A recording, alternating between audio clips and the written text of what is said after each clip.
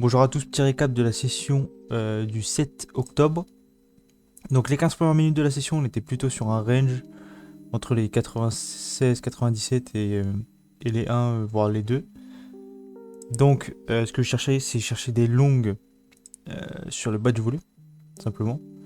Et là, comme vous pouvez voir sur le footprint, il y a énormément de vendeurs. Enfin, pas énormément, mais il y a quand même pas mal de vendeurs. Et d'un coup, on a une force acheteuse qui arrive. Donc je vais essayer de long les 97. On peut voir le delta, il était à moins 206 et il est passé en positif.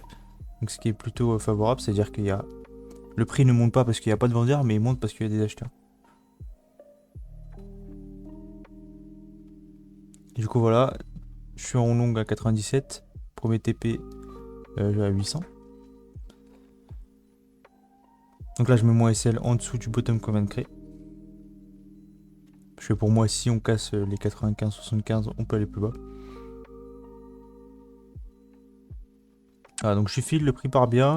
Qu'est-ce qu'on peut voir dans le tape? On a pas mal d'acheteurs à 98. On a un vendeur à 98. Donc si on passe en dessous des 98, on peut aller jusqu'à mon SL. Après ça reste des probas. J'ai un vendeur, dernier vendeur 97. Donc là je me mets en dessous de mes 97.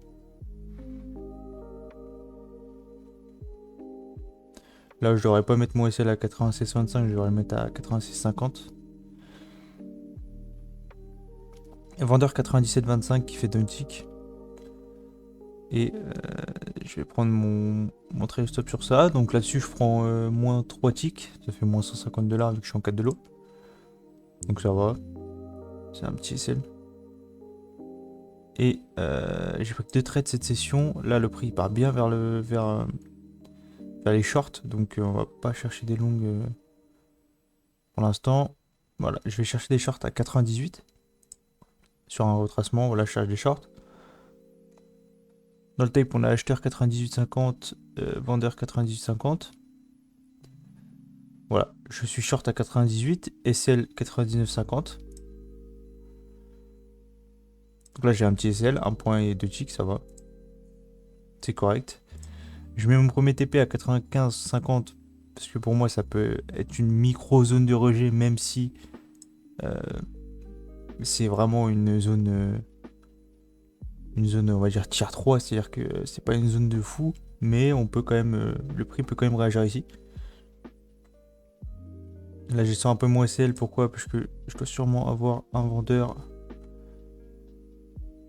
à 96,25, un truc comme ça. Ah non, un acheteur.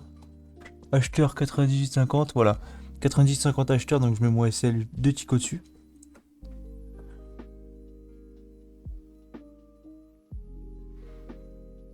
Là, le prix commence à bien partir, c'est cool. Donc là, j'ai plus qu'un SL à 1 point.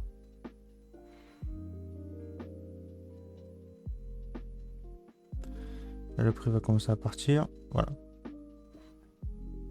Donc là, vous voyez, la zone, elle tient vite fait. Enfin, ça ne peut pas tenir. Donc je me fais TP mes 2 premiers lots. Il m'en reste 2.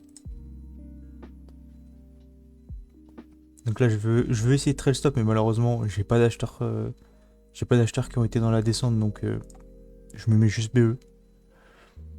Premier TP 93, enfin du coup deuxième TP 93,25 à un lot, parce que ça peut être une zone où le prix peut réagir.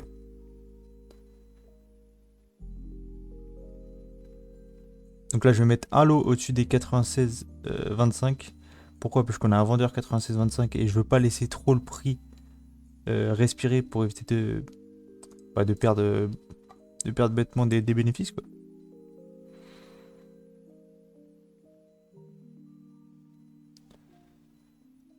Donc voilà, on va pas trop laisser le prix respirer, même si je laisse quand même un lot BE.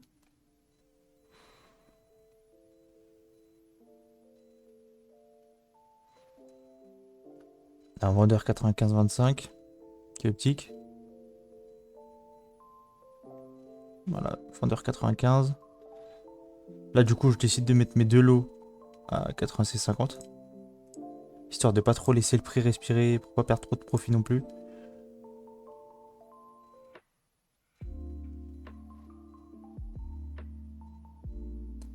On a un acheteur 94 qui fait uptick le prix. Mais après, le prix redescend. Du coup, je me fais quand même trail à 93,75. Donc là, il me reste plus qu'un lot sur le marché. Donc on est rentré avec 4, il ne nous reste plus qu'un. Là, c'est le prix d'Ontic. Ce que je vais faire, c'est que je vais mettre mon SL à 95,75. 94,75. 94,50, pardon. Pourquoi? Parce qu'on a des acheteurs à 94. Donc je me mets juste au-dessus de mes acheteurs. Voilà. Et là, ça peut être une zone de rejet, donc on travaille ça quand même agressivement. Hop, on a un vendeur 94. Est-ce qu'il va réussir à donner le prix? Pour l'instant, oui. Mais après, ça reste quand même une zone de rejet. C'est le bas qu'on a fait juste avant. C'est normal que ça réagisse dans cette zone en vrai. Ok, le prix part bien. Ce qui est cool, je mets mon SL à 94. Il part bien, mais il rejette quand même bien. Donc c'est quand même assez dommage. Et du coup, je me fais trail là-dessus. Et après, je crois que le prix part aux enfers. Ouais, après, c'est dommage que le prix part très très bien. J'aurais pu surfer plus longtemps, mais bon, on prend ce que le marché nous donne, hein. Donc voilà, donc sur cette session, j'ai fini à plus 500 $. Et là, sur ce trade-là, je crois que j'ai pris 650, je crois. Donc bonne session. C'est vrai que ces temps-ci, les sessions, personnellement, je les trouve pas folles. C'est-à-dire que c'est souvent des ranges. J'aime pas trop ça. Là, c'était plutôt une bonne session. Le problème, c'est que j'ai arrêté de trade assez tôt. Et j'ai pas profité de toute la baisse qu'il y a eu après. Je crois vers 16h30, 17h. Il y a eu quand même. Le marché a quand même bien chuté, donc c'est dommage. Je pense qu'il y avait des choses à prendre. Mais voilà, de toute façon, c'est le trading. Moi, je pense que le prix me donne. J'espère que la vidéo vous aura plu. N'hésitez pas à liker, vous abonner. Et on se dit à la prochaine. Peut-être que dimanche, il y aura une vidéo sur le tape. J'essaye de préparer ça. Là, pour l'instant, la vidéo elle est en cours. Mais j'essaie de faire ça bien. Du coup, voilà. Peut-être à dimanche, sinon au prochain récap.